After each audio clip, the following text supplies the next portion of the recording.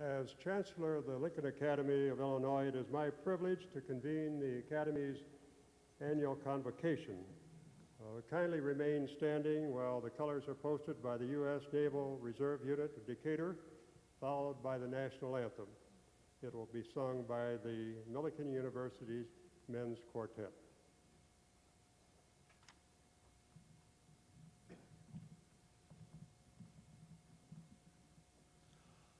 Oh, say, can you see by the dawn's early light what so proudly we hailed at the twilight's last gleaming, whose broad stripes and bright stars through the perilous fight o'er the ramparts we watched were so gallantly streaming, and the rocket's red glare, the bombs bursting in air, gave proof through the night that our flag was still there.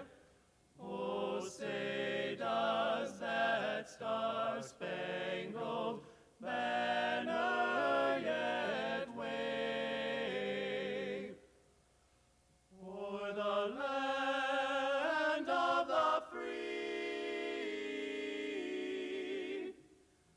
and the home of the brave?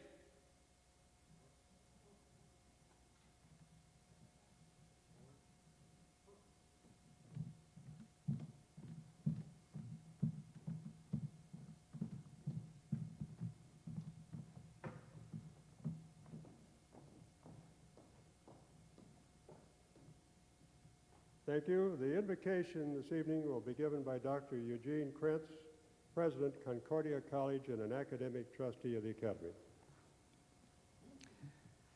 Lord God of our fathers, great in mercy and boundless in love in your Son, Jesus, be with us still. As each new day leaps to life, you open the doors wide to opportunity, challenge, and the chance to spend life for worthy causes. Give us courage not to stand idly by. Open our eyes to see the places where our individual talents can be used creatively.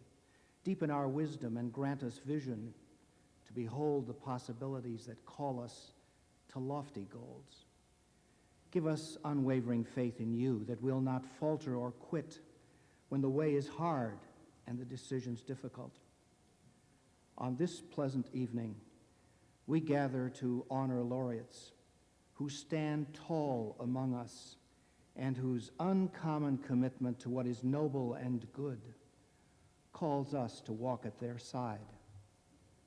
Lord God of our fathers, be with us still. As we stand at the edge of another Holy Week, let each day leap to new life, reminding us of your faithfulness, your unchanging love, and the certain victory in your Son, our Lord. Amen. Thank you, Dr. Krentz. Please be seated.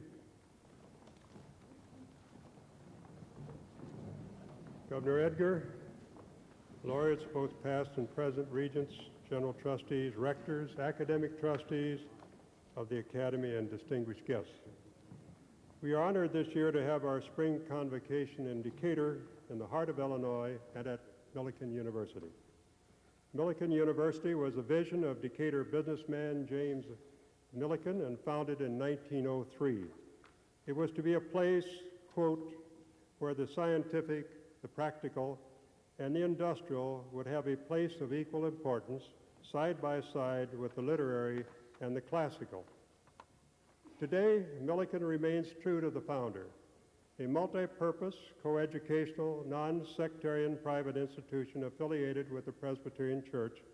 It is committed to equal importance of liberal arts and professional education. The university offers undergraduate degrees in the College of Arts and Sciences, College of Fine Arts, School of Nursing, and the Tabor School of Business. More than 50 majors and pre-professional programs in dentistry, law, medical technology, medicine, physical therapy are also offered. Approximately 1,750 full-time students are enrolled. John Miltner, the 10th president of the university, was inaugurated on this stage on March the 6th. And Dr. Miltner, would you and Carol, your lovely wife, please stand and be recognized.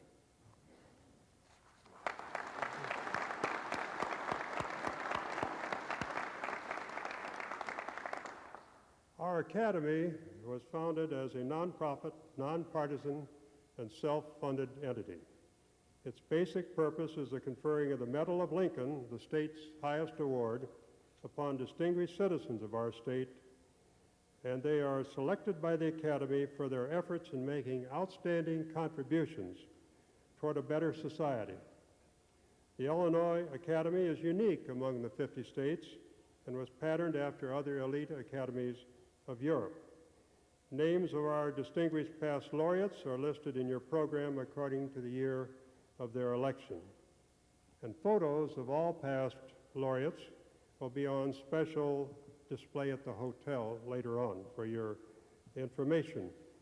We will recognize those past laureates attending this evening at the banquet.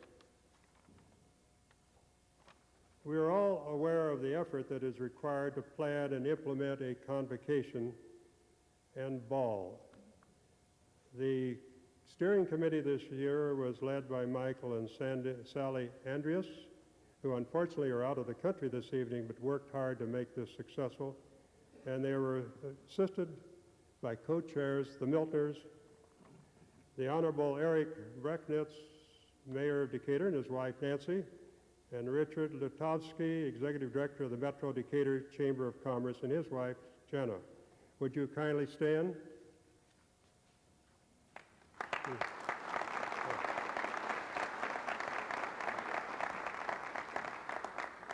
Unless you can see in the dark, they are right down in front here. They were assisted very ably by a committee whose names are listed in your program, and we are most grateful for their services. And no convocation would be the same as we move from city to city without the help of our fine executive director, who assists in conducting the affairs of the Academy from our office in Springfield. A general trustee of the Academy, Mrs. Judy Barthoff. Judy?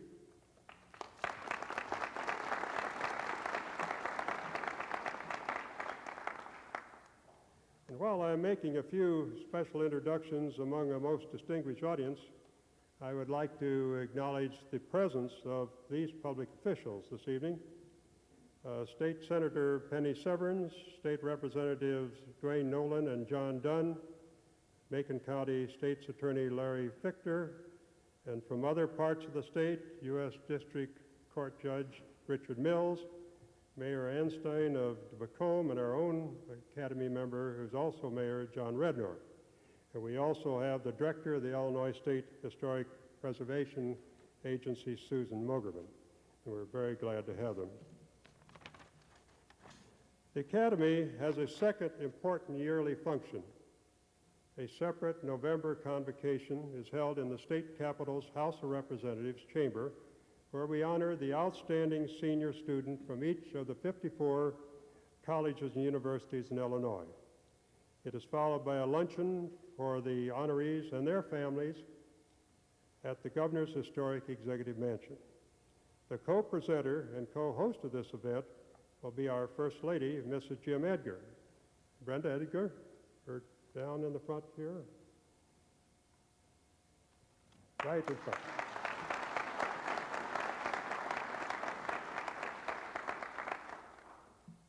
And now we're already at the key part of the convocation, the traditional ceremony, where we recognize the work of famous Illinois citizens, citizens by birth or residence.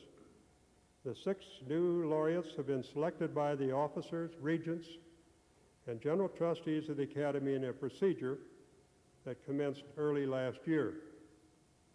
The laureates are to be honored by the state of Illinois and decorated with the Medal of Lincoln by the governor, who also serves as president of the Academy. I now request that Marijan Stevic Kinigo join the governor and me at the podium. And Governor Edgar, I ask the citation for Mrs. Kinigo be read by Jane Borland, a regent of the Academy. Put your right hand on that.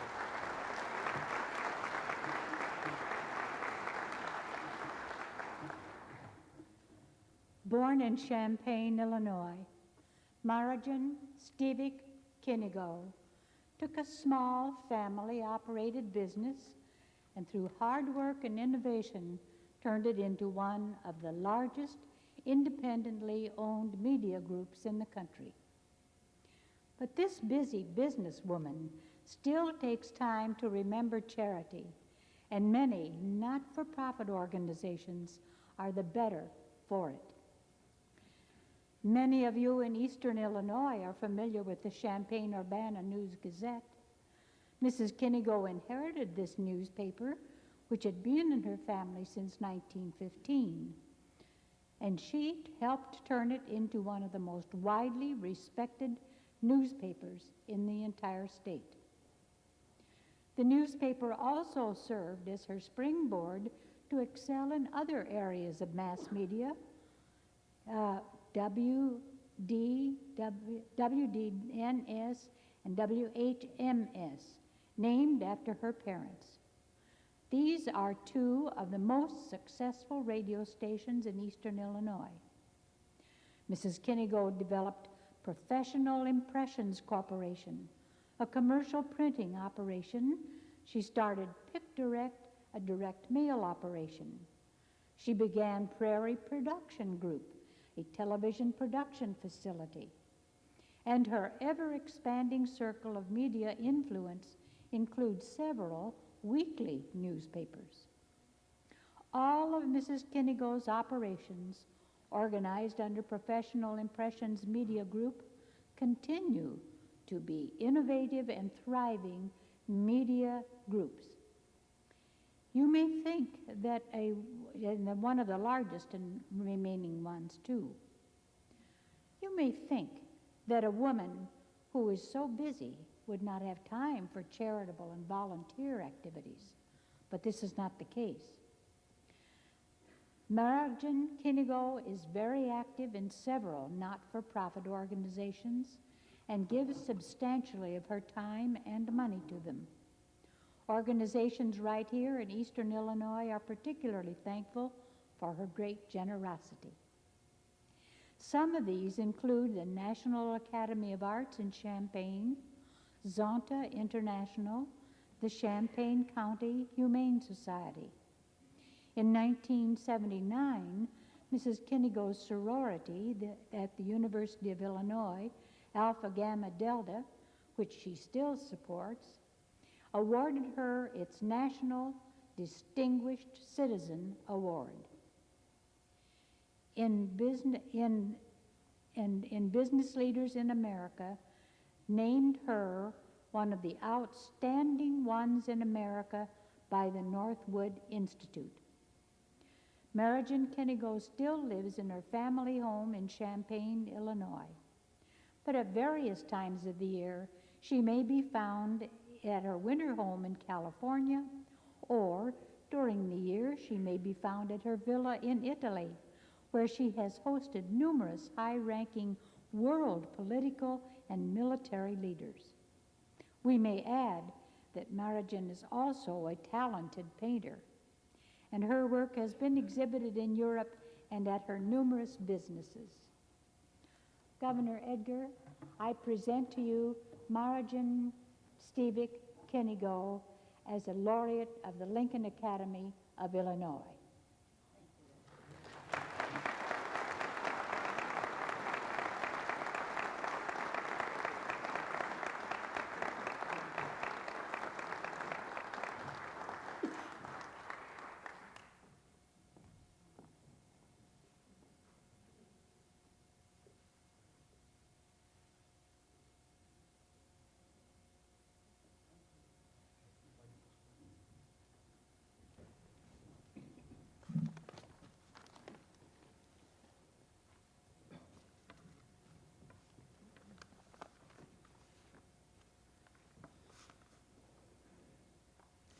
Governor Edgar, Chancellor Trotter, members of the Academy, distinguished guests, dear friends from near and far, ladies and gentlemen.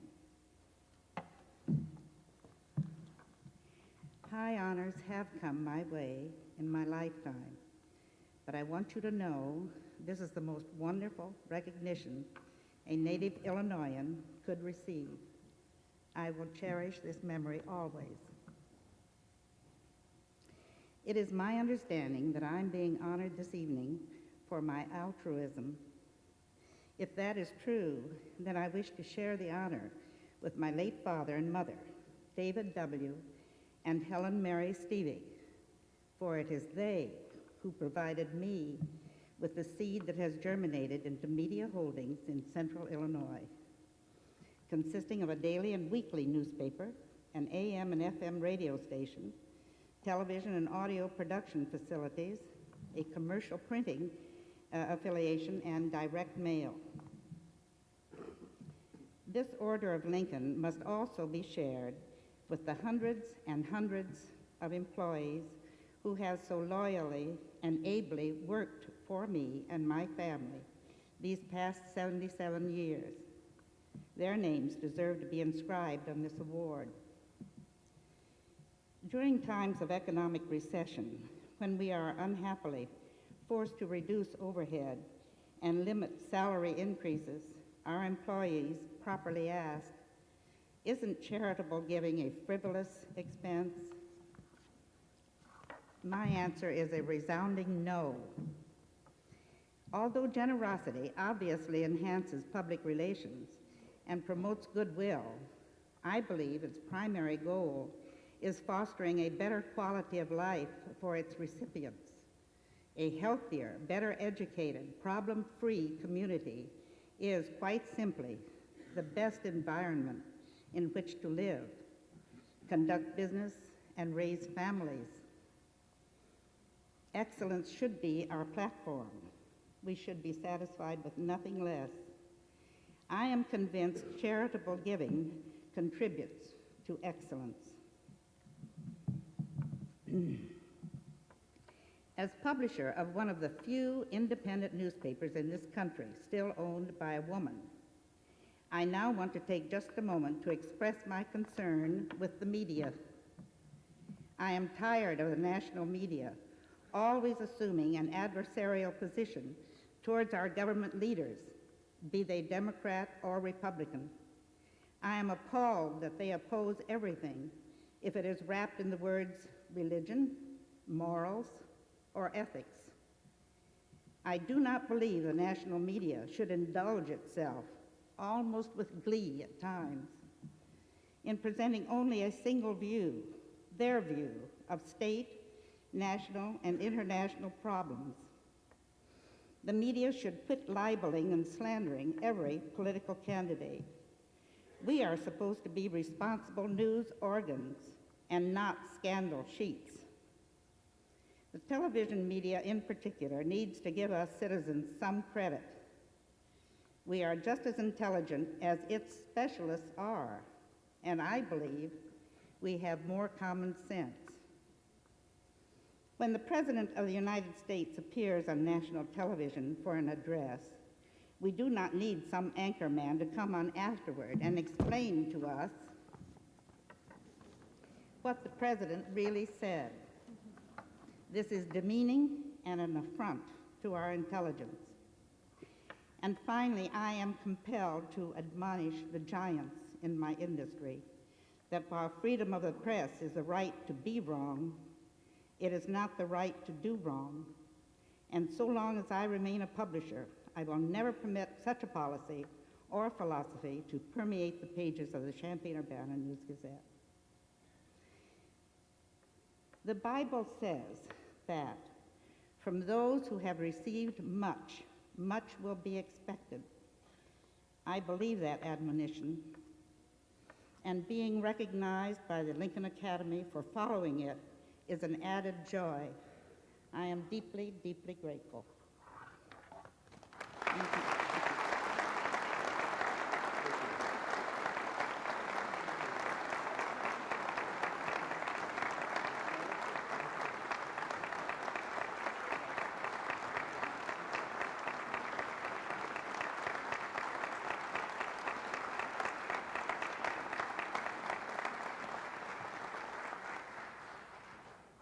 Thank you very much, Mrs. Kinigo.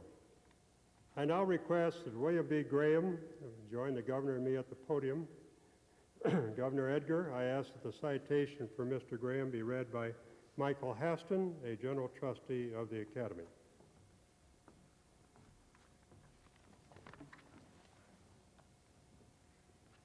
It is a particular honor and personal pleasure to introduce to you, ladies and gentlemen, a true gentleman from Illinois.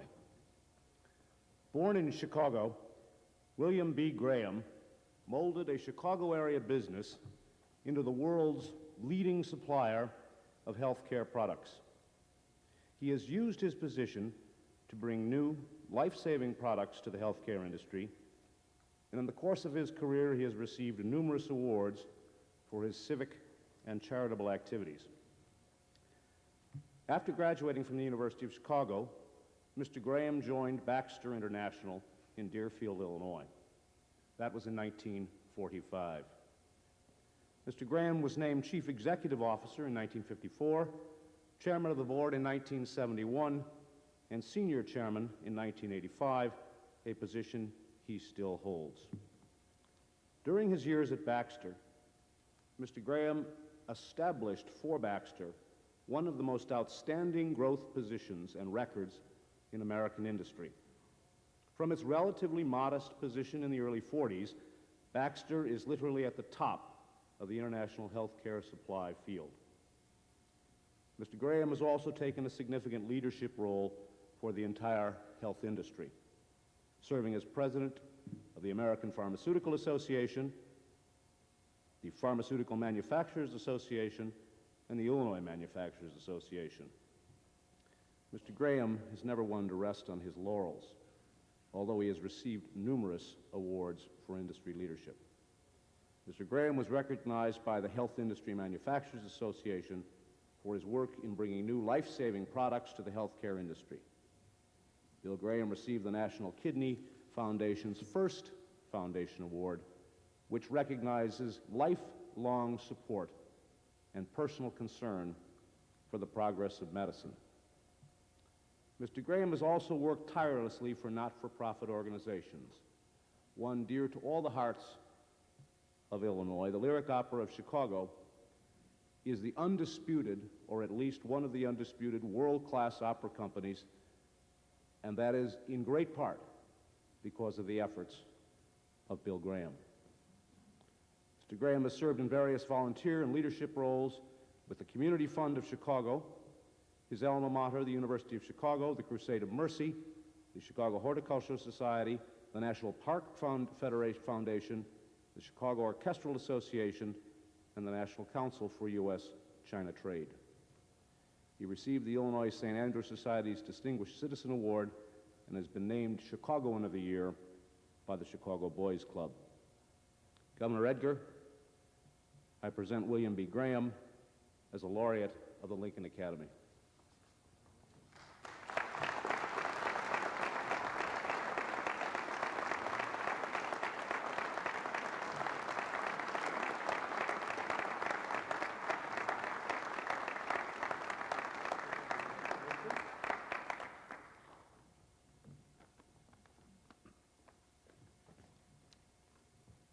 Thank you, Michael, for that very fine tribute. I do appreciate it, and it is indeed an honor to be named a laureate of the Lincoln Academy of Illinois. My family roots are very appropriately in Illinois. My family settled here in Bureau County in the 1840s. My grandfather died owning over a couple of thousand acres of land in that area. My mother and father were born, educated, and taught school in Illinois. And my father became a lawyer and moved to Chicago shortly after the turn of the century. I, in turn, was born in Chicago and have lived all my life in the Chicago area, in spite of the fact that I've spent many years traveling all over the world. For my own education, I spent 9 years at the University of Chicago, 6 in chemistry and 3 in law. After 10 years practicing law, I joined Baxter a fledgling corporation of about 200 employees. Today, with 65,000 employees, my company is still headquartered in the Chicago area and is one of the largest employers in the state with more than 10,000 employees in the state. Incidentally, here in Decatur, you might have in mind that one of the companies that joined us in this growth was the Flint Eaton Company of Decatur, and Bill Record is here tonight. I'm proud of the fact that it has been here in Illinois that my company has introduced the first commercial intravenous solutions, the first commercial blood banking equipment, the first commercial artificial kidney, the first practical heart-lung bypass for open heart surgery, and the first ambulatory artificial kidney equipment. This does sound like a commercial, I must say, but we do think that it's been a great contribution to and in Illinois, and is currently involved in developing a broad range of products in the healthcare area. I am grateful for the opportunity to participate in the growth and development of the state of Illinois, as well as in the part that my company has played in that development. Thank you very much.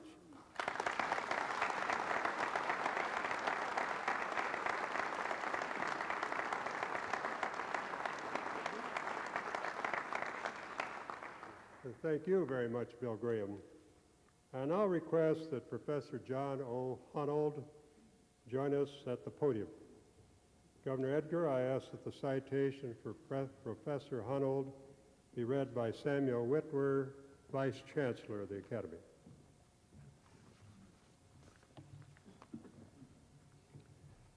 Born in Edgar County, Illinois, John O. Hunold rose from humble beginnings to become the United Nations expert in international trade law.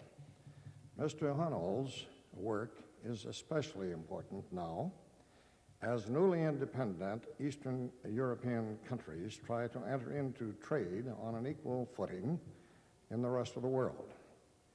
John Hunold is a 1936 University of Illinois graduate, and he received his law degree from the Harvard Law School in 1939. In 1946, after working several years for a Wall Street law firm, he started a nearly 40-year stint working in the field of law which had commanded his interest to that point. And he has since that period served throughout his tenure as a professor of the University of Pennsylvania. He specialized in teaching constitutional and commercial law, and he had a chance to practice in both disciplines during that period. In 1965, as first Chief Counsel of the Mississippi Office of the Lawyers Committee for Civil Rights under Law, Mr. Hunold represented more than 1,400 people who were arrested for marching on the Mississippi State Capitol. The marchers were seeking equal voting rights. Using his knowledge of constitutional law, Mr. Hunold won appeals for the marchers, freeing them all from jail. The marchers eventually won the voting rights which they were seeking. But John Hunold's main interest has always been the commercial law. In 1959, after working several years with European scholars, Hunold proposed the establishment of a United Nations agency to develop a unified international trade law. The UN followed his advice. They created the United Nations Commission on International Trade Law in 1966, and they made him chairman of that commission from 1969 to 1974. During that time, Mr. Hunold helped develop worldwide trade policies that are still followed by many nations. The first international sales treaty, which took form in 1988, includes more than 30 countries as of this date. and was one of Mr. Hunnell's chief accomplishments. This treaty may help the former Soviet republics enter into trade on an equal footing with the rest of the world as they try to make democracy work in Eastern Europe. Several of Mr. Hunnell's textbooks on uniform trade and constitutional law are still used in law school classrooms throughout the nation. He has lectured on international trade law at the University of Beijing, at the Moscow Law Institute, and many other universities, both in the United States and abroad. In a few short weeks, Mr. Hunnell is scheduled to address the United Nations General Assembly on future directions for international trade. Governor Edgar, I present John O. Hunnell to be a laureate of the Lincoln Academy of Illinois.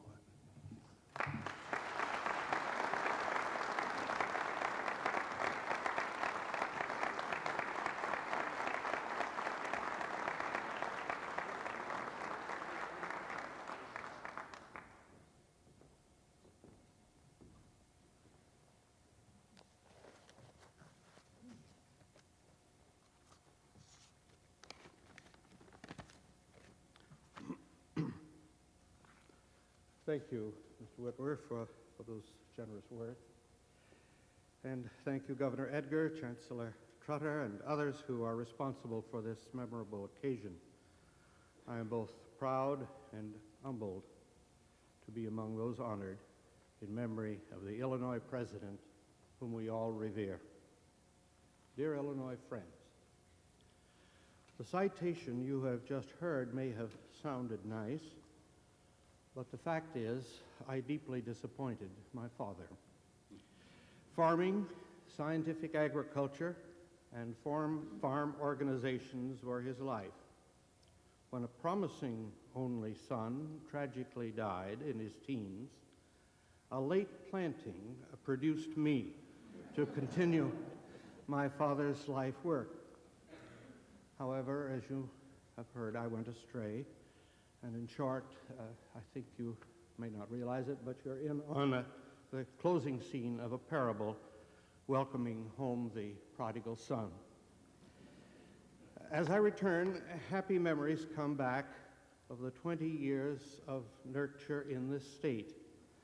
Memories of inspiring teachers in Edgar County and at the University of Illinois, and a host of other things. Meadowlarks whistling atop fence posts. I know the cardinal is the official bird, but we have them in the east. We don't have meadowlarks. So that's a happy and new memory to bring back. In addition to that, the broad sky, and also similarly broad, generous minds, still touched, I feel, by frontier neighborliness.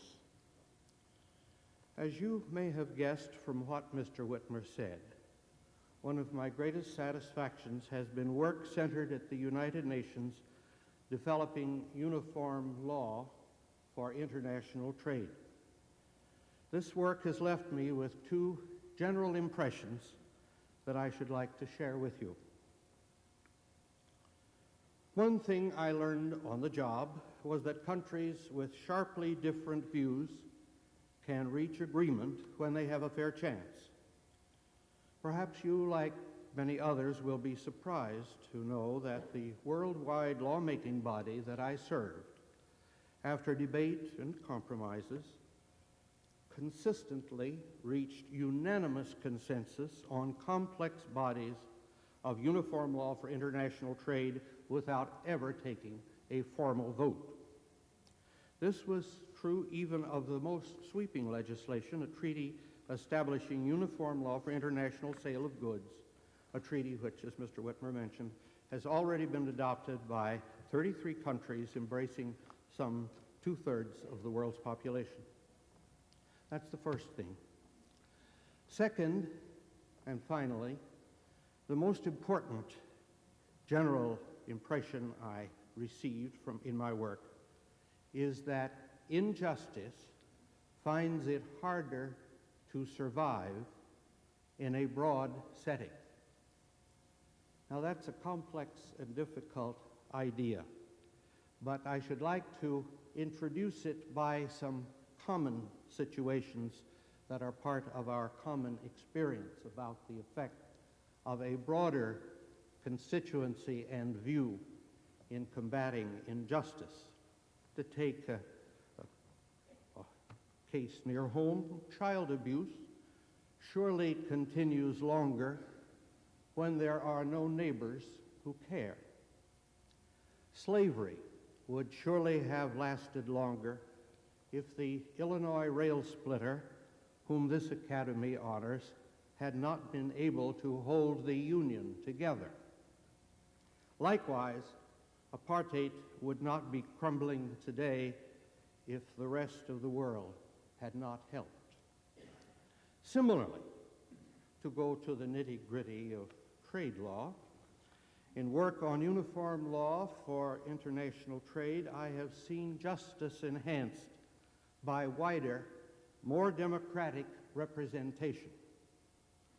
Just take one example. For a century, owners of the ships that carry the world's cargo had themselves shaped the rules that govern their responsibility for losing or damaging the merchandise they carried. In the legislative work at the UN, the world's owners of merchandise for the first time had an effective voice, and this November, fairer rules will go into effect for 20 countries, with agreement by other countries on the way. Now, compared with many other international problems, such as human rights, peace, the environment, uniform law for international trade, as my folks would say at home, are small potatoes. What is not so small is this principle that I have been trying to communicate to you. That is, that deeply entrenched injustice does not fare so well in a wider setting. Perhaps someday polluters will have to respond to worldwide action insisting on the right to breathe free. Thank you, Lincoln Academy, and other Illinois friends, for the pleasure and honor of being with you this evening.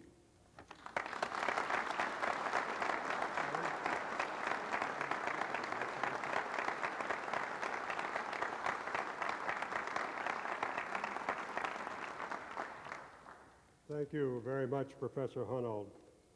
I now request that Professor Paul C. Lauterbur join us at the podium. And Governor Eder, I ask that the citation for Professor Lauterbur be read by Farrell Griffin, a regent of the Academy. Farrell Griffin. Born in Sydney, Ohio, for more than 35 years, Dr. Paul C. Lauterbur has dedicated much of his life to developing nuclear magnetic resonance imaging, or NMR, a safer and more efficient process for locating and diagnosing serious illnesses. Many people owe their lives to Dr. Lauterbur's developments, and scores of physicians are thankful for this effective tool that he has given them. Paul Lauterbur earned a bachelor's degree in chemistry from Cleveland's Case Institute of Technology in 1951, then went on to earn a PhD in chemistry from the University of Pittsburgh in 1962. But it was in 1954, during his service in the United States Army, that Dr. Lauterbur first began experimenting with NMR. He helped set up an NMR laboratory and and began to study its possible analytical uses. He continued his NMR research at Mellon Institute in Pittsburgh and Stanford University. In 1973, at the State University of New York, Dr. Lauterbur published the first images obtained through nuclear magnetic resonance imaging. At last, the world had a tool that enabled physicians to peer inside the human body and spot signs of serious illness without having to perform exploratory surgery or expose the patient to the radiation associated with X-rays. Dr. Lauteber's developments proved to be particularly useful in locating and diagnosing brain tumors. Dr. Lauteber is continuing his research as a faculty member of the University of Illinois at Urbana-Champaign and the University of Illinois College of Medicine in Chicago.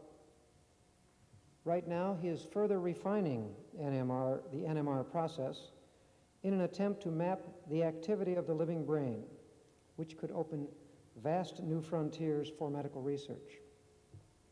Paul Lauteber was the first recipient of a $250,000 Bauer Award from the Franklin Institute in Philadelphia. It is presented to the scientist who embodies the practical, entrepreneurial, and humanitarian spirit of Benjamin Franklin. He also received the 1987 National Medal of Science, the 1988 National Medal of Technology, and the 1989 Amsterdam Prize for Medicine. In 1988, Dr. Lauteber was inducted into the Hall of Fame for Engineering, Science, and Technology. Governor Edgar, I present Dr. Paul C. Lauteber to be a laureate of the Lincoln Academy.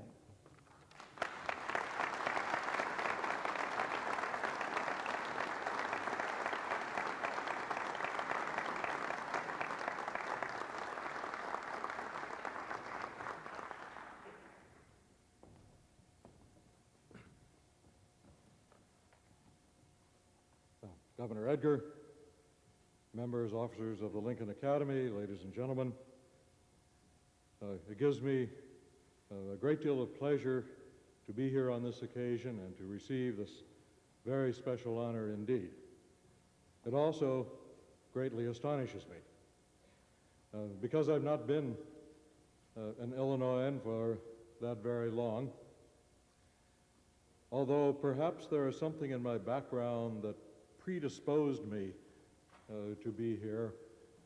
When I was growing up in the little town of Sydney, Ohio, I don't think I realized there was an Illinois.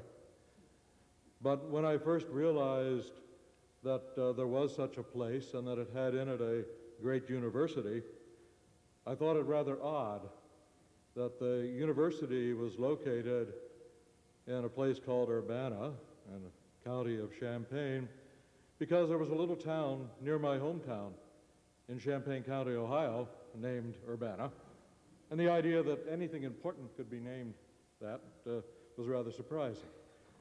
So it appears that a long time ago, a little group of people moving west couldn't think of anything else to call the new communities they were establishing in Illinois but the names of the places they had left in Ohio.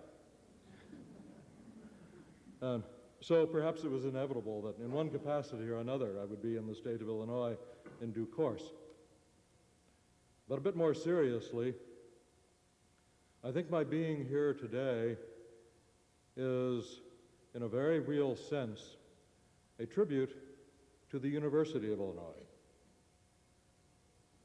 I came here to the faculty, along with my wife, a few years ago because of the great traditions of that university in science, in engineering, in the practical arts in many varieties, because of its reputation for being the location of excellent scientific work and for being a good place to carry out interdisciplinary work involving many different scientific, engineering, and other disciplines.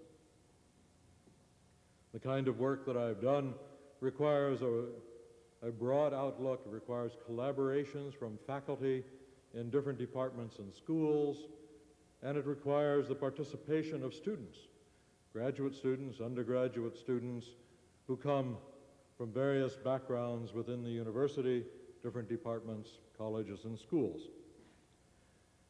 And so my being here today, in effect, is an indication of the fact that I feel that the University of Illinois, now and in the future, is one of the great universities of the country that can provide the kind of broad opportunities for research and for its practical applications that are especially needed today, and that can provide opportunities for students, of which I have found a wondrous multitude and variety at the University of Illinois, to provide the students with opportunities to see beyond the narrow horizons of some of their classes to the fact that there are great problems in the world to be attacked and to solve that are not limited to a single discipline, to their particular departments, but that they can work in a broad and flexible way in interdisciplinary research groups, working with many different faculty, with students from other backgrounds, and that the kind of opportunity provided in the University of Illinois makes all of these things possible. That's a continuation of a great tradition in the university.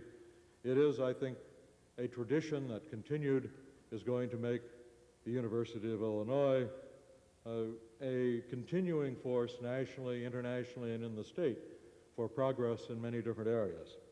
So I would like to thank the university for being the kind of a place that gives me great hope that in the future I and my students will be able to continue to do interesting work and to accomplish as much as we possibly can. Thank you. Academy. Born in Havana, Cuba, Dr. Osvaldo Lopez has dedicated his life to the improvement of eyesight.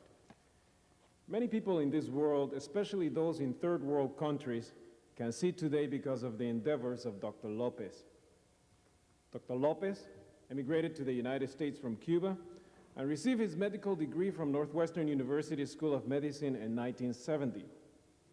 He continued cultivating his skills in his chosen field of ophthalmology, serving his residency at Michael Reese Hospital and Medical Center in Chicago, and his fellowship at the Texas Institute of Ophthalmology. Then Dr. Lopez returned to his adopted home state of Illinois, where he has lived and worked ever since. He is currently chairman of the Department of Ophthalmology at Illinois Masonic Medical Center and clinical assistant professor of ophthalmology at the Abraham Lincoln School of Medicine at the University of Illinois in Chicago. He has been one of the pioneers in the intraocular implant surgery in the Midwest and in South America. Research is also one of Dr. Lopez's priorities. He has developed surgical techniques, intraocular lenses and devices. He has also worked with his associates in developing new surgical techniques and the erbium laser. And also teaching has been of primary importance to Dr. Lopez, who has educated ophthalmology students and professionals in the United States and abroad in the countries of Venezuela, Bolivia, Peru, Australia, Mexico, the Dominican Republic, Japan, Singapore, Brazil, Argentina, Colombia, and Spain. Since 1975, Dr. Lopez has traveled each year to perform eye surgery in third world countries, assisting those who might not otherwise have access to his sight-saving techniques. Many of these people can enjoy the benefits of eyesight today because of Dr. Lopez's volunteer work. He has received numerous honors from foreign medical societies for these services and is responsible for originating new surgical sites in the third world for cataract surgery for the underprivileged. Dr. Lopez is a member of the American Academy of Ophthalmology, the Chicago Ophthalmological Society, the Cuban Ophthalmological Society in Exile, and is the former director of ophthalmological and optometric care for the city of Chicago. He resides in Chicago and is the father of 4 daughters and 1 son. Gobernador Edgar, es para mí un honor presentarle al Dr. Osvaldo Lopez. Governor Edgar, I am honored to present Dr. Osvaldo Lopez as a laureate of the Lincoln Academy.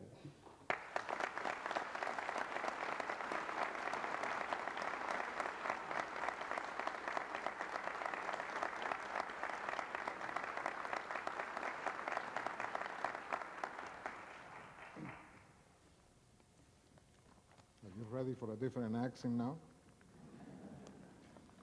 Governor Edgar, Chancellor Trotter, Reverend Cruz, regents and trustees of the Academy, ladies and gentlemen. Thank you very much for the unexpected honor that you have bestowed upon me today. As a teenager, my parents sent me to this country to spend a whole summer traveling and getting to know the United States. I decided to spend most of that summer in Washington, D.C.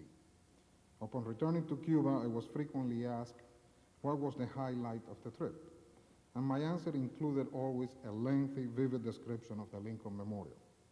After having been so impressed by the Lincoln Memorial, it is ironic to me that years later I stand in front of you receiving an award bearing the President's name. The last thought in my mind then was that my life and the name of the President Lincoln would ever be linked. I would like to share with you a little of my history and how it's tied to the President's name. As you well know, my country was lost to a brutal dictatorship and we lost our freedom. At that time, we decided that it was time to seek freedom and what other country better than the United States. When times came to go into exile, the sadness of leaving my land was overshadowed by the hopeful thoughts of coming to this country. The vision of the Lincoln Memorial was again in my mind as I was ready to leave my country. My experiences as an immigrant were similar to the struggles of immigrants arriving in this country today. Sleeping on park benches, working as a delivery boy for a few dollars a day, doing any odd jobs I could find. Fate brought me from Miami to Chicago after hearing that there were many opportunities in Illinois, the land of Lincoln. I became a janitor at a hospital and I decided to pursue a medical career. I worked evenings and weekends as a lab technician until I finished my pre-med at the University of Illinois. My pre-med studies landed me a full scholarship at Northwestern University Medical School.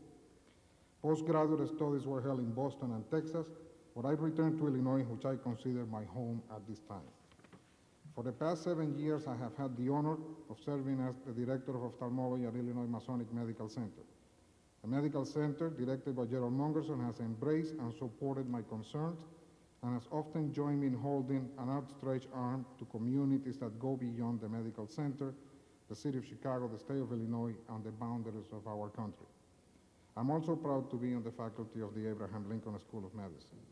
As Reverend Cruz was so kind to mention, not one of my personal accomplishments was achieved alone. They reflect the influence and guidance of many people. I see myself as a member of a flock of geese. As you know, these beautiful birds migrate. When they fly in a V formation, the leader always in the point position. When the leader tires, he moves back to an easier position and allows another goose to take the lead job. If one bird is injured, 2 others break away from the formation with him and stay with him until he recovers or he dies. At this point, they fly again together and they join another formation until they can catch up with theirs. I have been very fortunate to always fly in excellent company, starting with my parents, my family, my partners and their wives, and my friends. Their presence, concern, knowledge, inventiveness, and encouragement have propelled my professional achievements. Today, I am extremely fortunate to have the skills and the ability to perform ocular surgery using the most advanced state-of-the-art techniques that I have been able to share and apply in countries that are less fortunate than ours. It is sincerely a privilege as well as a personal reward to care for all people, but particularly the less fortunate, whom I otherwise lead a disabling existence.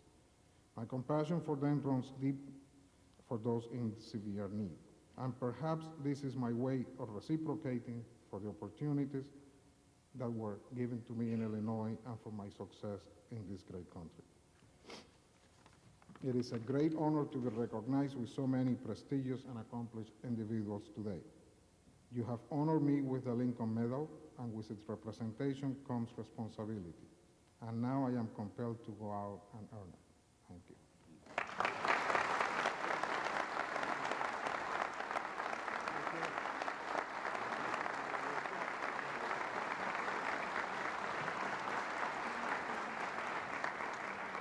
And thank you, Dr. Lopez. I now ask that W. Clement Stone join us at the dais. And Governor Edgar, I ask that the citation for W. Clement Stone be read by Mr. Arthur Quern, a regent of the Academy.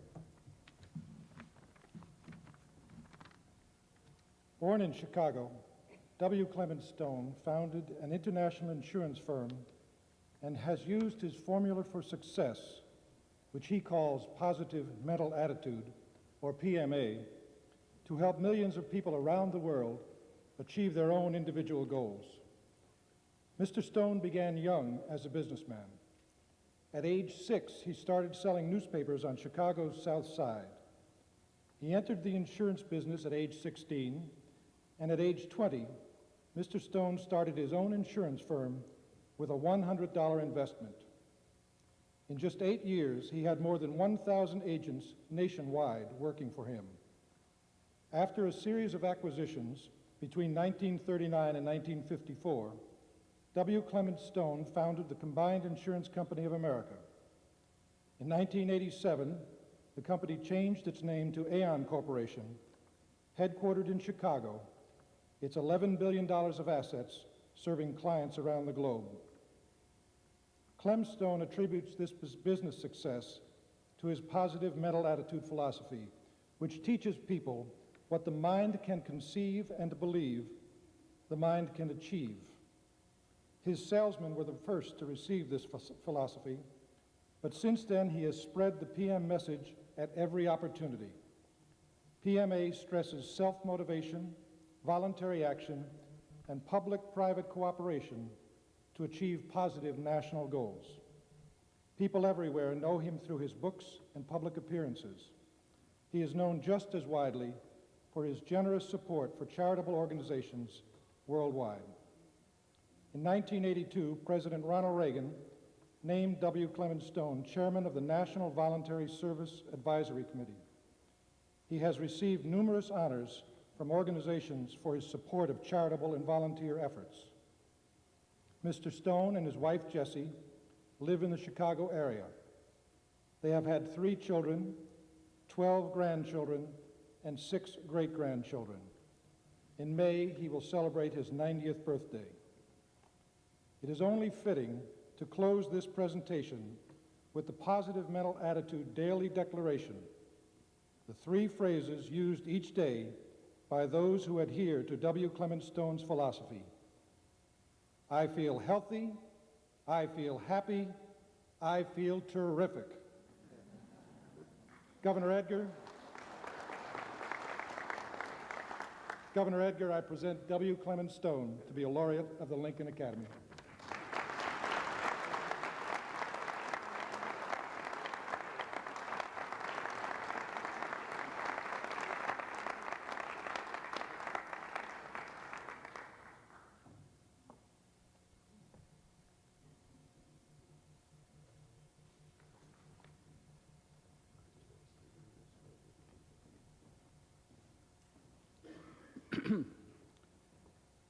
The Lord has been very good to me, to my family, and I'm unable to remember the first time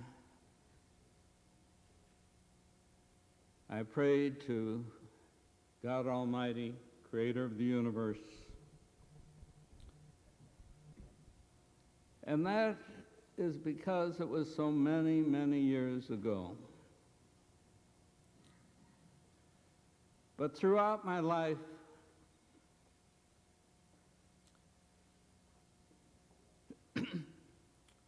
beginning with, I would say, the age of 6 or 7, certainly every morning, every night, I would pray to the creator of the universe, God Almighty, for advice, assistance, and help in doing the right thing because it was the right thing to do, and to never, never displease him. I happen to be one of the luckiest men in the world for many reasons. The Lord has given me a wonderful wife, Jessie. He's given us very fine children, and early in life, because I was raised on the south side of Chicago around 31st and Cottage Grove, which in those days was a poor neighborhood, a lot of crime, and my mother realized that I was traveling with some friends that were not the right kind of friends that I should have. So she sent me to a private school at Nauvoo, Illinois, a Catholic school. And there, it was so wonderful because the priest took a special interest in me, as he did the others. And in those days, I had hoped to become a Catholic priest when I grew up. However, that isn't the way things turned out. Being poor, it was desirable to make money. So at age 6,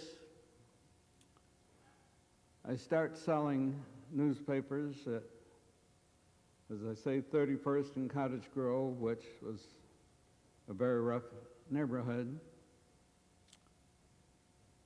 And I think poor kids have a lot more guts often than if they happen to be from rich families. And there was a restaurant right at the corner, Helly's Restaurant, German name, H-O-E-L-L-E, I believe it was. And I conceived the idea of, especially if it were raining or bad weather, going in and selling. And so when I went in the first time, Mr. Helly was a kind man and mentioned that they don't allow solicitation of any kind in the restaurant, and kindly pushed me out the door. Well, when he was back in the kitchen, I came back in, and when I saw the kitchen door open, I'd just walk outside. But eventually he caught on and forbid me to sell in his restaurant without permission.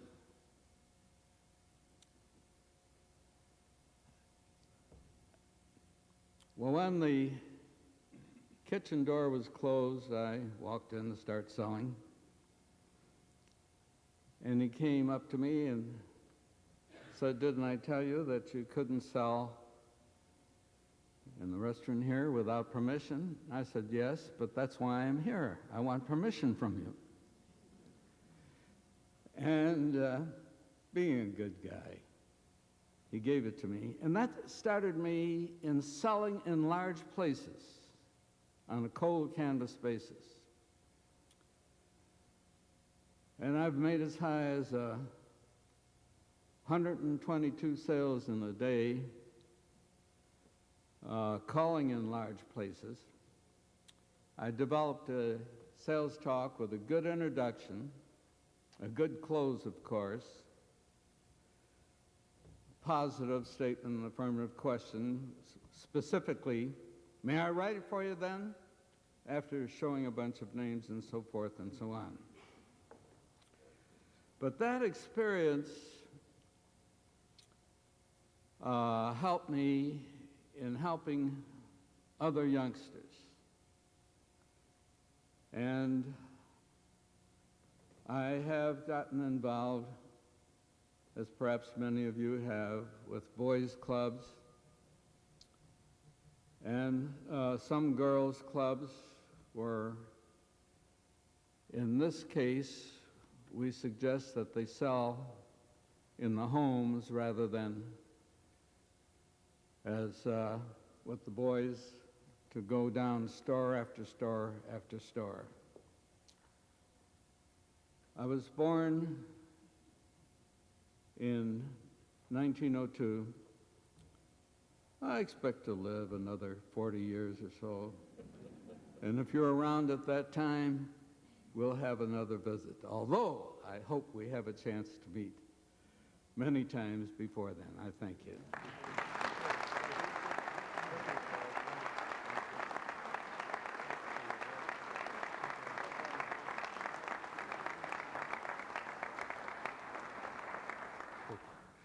Thank you, Clem Stone, and a happy birthday from all of us. We really envy that one, the big 9-0. We'd now like to, that concludes our presentations. We thank you, Governor Edgar, and the presenters, and congratulations to our 6 new laureates that joined the illustrious group of the Lincoln Academy of Illinois. We will now hear our traditional Academy song, Illinois, sung by the Millikan University Men's Quartet.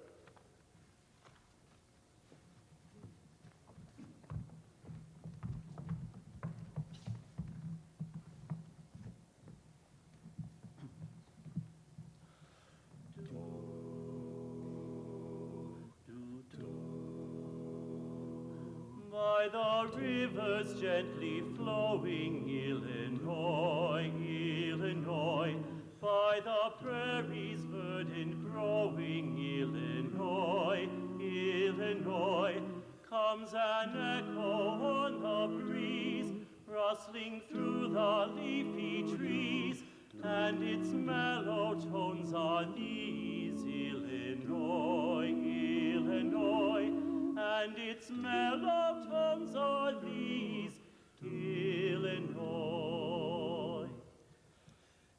Illinois,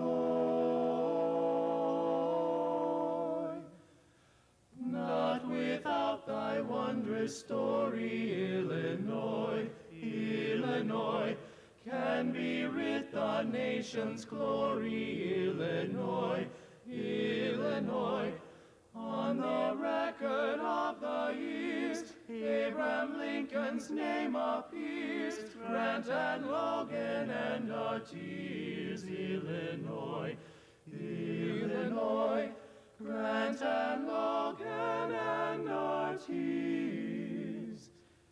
Illinois.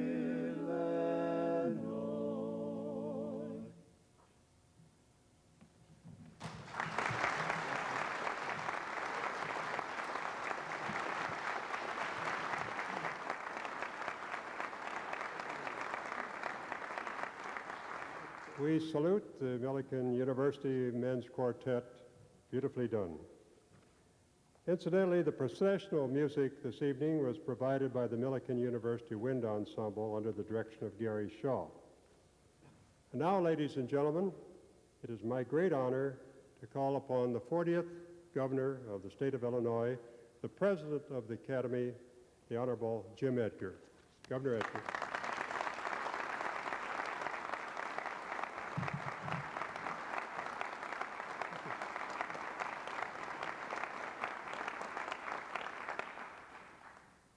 Chancellor Trotter, thank you.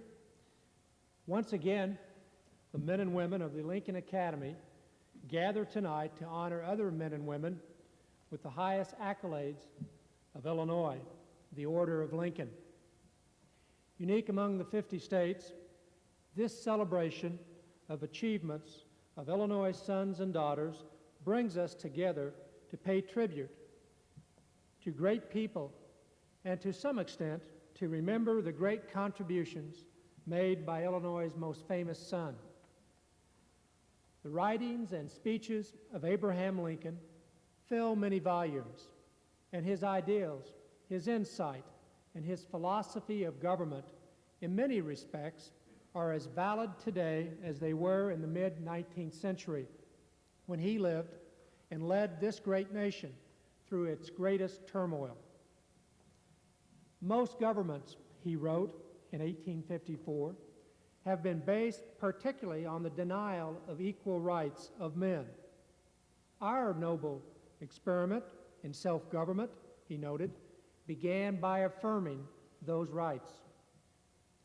We prospered, he said, to give all a chance, and we expected the weak to grow stronger, the ignorant wiser, and all better and happier together. In the development of that philosophy, that affirmation of equality that has allowed this nation to prosper and grow for more than 2 centuries, and that has enabled men and women from every station of life to leave their marks on society, this country, and this state. The accomplishments of the 6 men and women we honor tonight are shining examples of the spirit that has guided America through its dark hours and shone brightly during its finest times. But that political philosophy also recognizes that government alone cannot fulfill the every need of its citizens in every situation that might arise. Because of limits imposed by the founders of the nation themselves, and because of financial constraints that now hamper state capitals from coast to coast, government cannot afford to be all things to all people. Government simply cannot be the sole answer to every challenge put before it, to every hurdle faced by its citizens.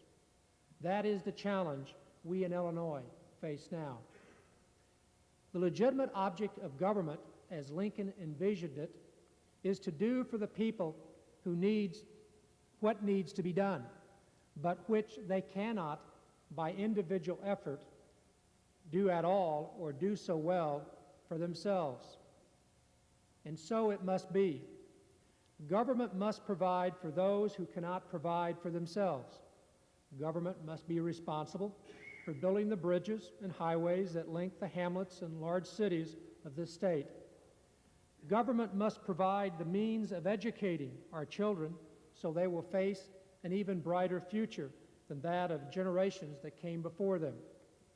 But I would dare say Lincoln could never have imagined the growth in government and then the demands of government that we see today, both in Illinois and in our nation's capital. A president from an age more than 130 years ago could not fathom the growth of challenges caused by the concentration of poverty in our inner city neighborhoods. He could not believe that the cost of meeting those challenges of poverty, of infant mortality, of unemployment, and working to prevent those problems from occurring would consume such a large portion of the worth of our state or the contributions of our taxpayers. Lincoln, who we all know studied by candlelight in a cabin, would be astonished, but I think very pleased and proud at the development of our educational system and its accompanying contributions to the betterment of individuals throughout society.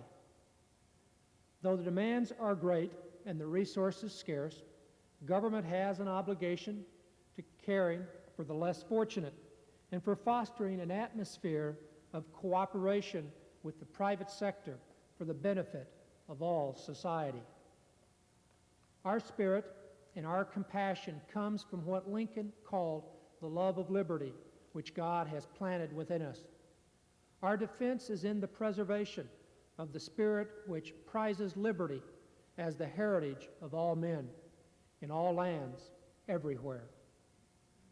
The men and women we honor here tonight exemplify that bold character that has made America the bastion of freedom and democracy that has spread beyond our borders to encompass the world today. Lincoln talked of towering genius that disdains the beaten path, the minds that are not confined by conventional boundaries and seeking out solutions to new problems and new frontiers to explore. The 6 Illinois residents given the Order of Lincoln medallions here tonight are truly pioneers in their field, who have blazed new trails in working to help make Illinois a better, more informed, productive, and caring state. They truly reflect the collective spirit and philosophy of America. They are truly the towering genius of Illinois. Thank you.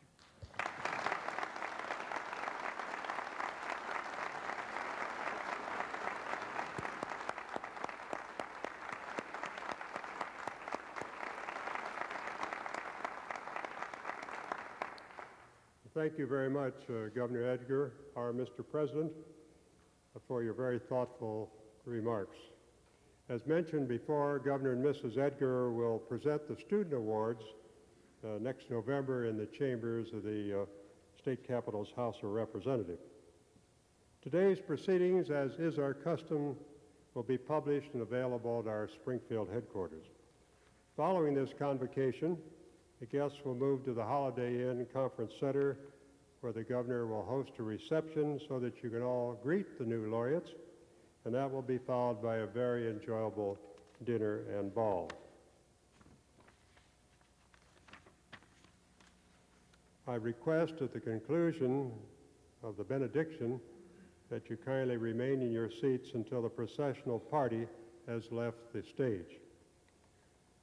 Our benediction this evening will be given by the Reverend Beverly Wilkes, who is pastor of the Sheridan United Methodist Church. Kindly rise.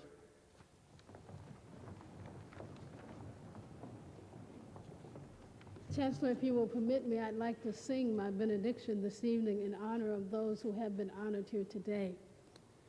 May the work you've done speak for you. May the work you've done speak for you. When you're no longer in our midst, may your love keep shining through. May the work you've done speak for you. The work that you've done, it seems so small. Sometimes I'm sure it seems like nothing at all. But when you stand before your God, you're gonna hear God say, well done. So may the work you've done speak for you.